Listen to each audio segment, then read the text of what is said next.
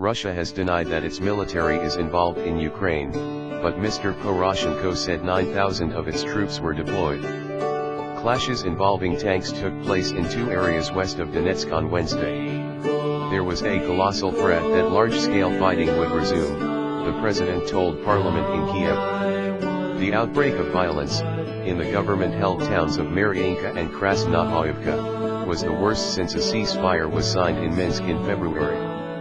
Government troops fired shells at rebel-held areas on the outskirts of Donetsk. Ukraine said it had lost 5 soldiers in the past 24 hours, while the rebels said 15 people including civilians had been killed. The separatists denied Ukrainian claims that they launched a major offensive in violation of a truce.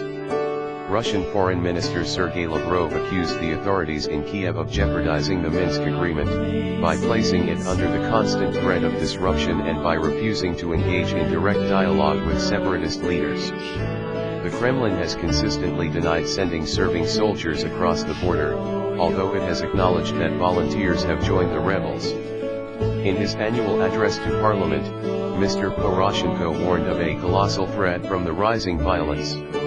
Ukraine's military should be ready for a new offensive by the enemy, as well as full-scale invasion along the entire border with the Russian Federation, he said.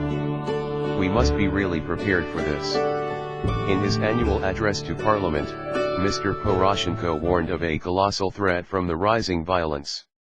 Ukraine's military should be ready for a new offensive by the enemy, as well as full-scale invasion along the entire border with the Russian Federation, he said. We must be really prepared for this. More than 6,400 people have been killed in eastern Ukraine since the conflict began in April 2014 when rebels seized large parts of the two eastern regions, F.